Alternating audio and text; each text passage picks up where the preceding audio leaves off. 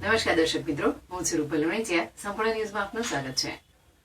પાલનપુર નગરપાલિકાની સાધારણ સભા નગરપાલિકા પ્રમુખ ચિમનલાલ સોલંકીના અધ્યક્ષસ્થાને તેમજ પાલિકાના ચીફ ઓફિસર નવનીત પટેલ, ઉપપ્રમુખ નાજીકભાઈ દેસાઈ અને કારોબારી ચેરમેન પિયુષભાઈ પટેલની ઉપસ્થિતિમાં પાલિકા સભા હોલ ખાતે યોજાઈ હતી. જેમાં કુલ 1 થી 14 મુદ્દાઓ પર ચર્ચા કરવામાં આવી હતી. જેમાં પ્રથમ ગત સાધારણ સભાને કાર્યવાહીની બહાલી આપી સભાની કામગીરી શરૂ કરવામાં આવી હતી.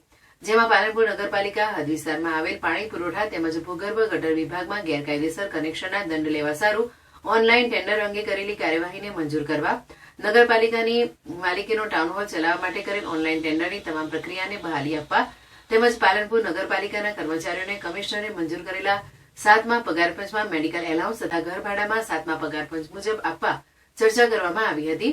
તેમજ પાલનપુર નગરપાલિકાની બોલેરો ગાડીમાં વારંવાર મેન્ટેનન્સ ખર્ચ આવતો હોવાથી નવીન બોલેરો ગાડી ખરીદી કરવા, આ ઉપરાંત જિલ્લા આયોજન મંડળ 15% વિકેન્દ્રિત યોજના હેઠળ વર્ષ 2024-25ના કામો નક્કી કરવા તેમજ પાલનપુર નગરપાલિકાના બાકી વીજ પેટે સરકારની વીજ બિલ પ્રોત્સાહિત યોજનાનો લાભ લેવા સહિતના કુલ 14 મુદ્દાઓ પર ચર્ચા કરવામાં આવી હતી. જેમાં કેટલાક મુદ્દાઓને વિરોધ પક્ષ દ્વારા સહમતિ દર્શાવવામાં આવી હતી, ત્યારે કેટલાક મુદ્દાઓ પર વિરોધ નોંધવામાં આવ્યો હતો.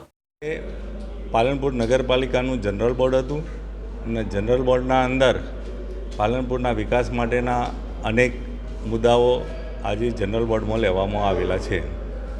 જેમાં UDP 88 હેઠળ આગામી સમયમાં પણ સરકારમાંથી ગ્રાન્ટ આવવાની છે, એના પણ અમે વિકાસના કામો લઈશું. બીજી અન્ય બચત ગ્રાન્ટો જે બચી છે એમાંથી પણ પાલનપુરના શહેર માટેના વિકાસના કામો લઈશું. તેમજ અન્ય જે છે સેનિટેશનના, પાણી પુરવઠાના, એના પણ અમે કામો લેવા જઈ રહ્યા છીએ.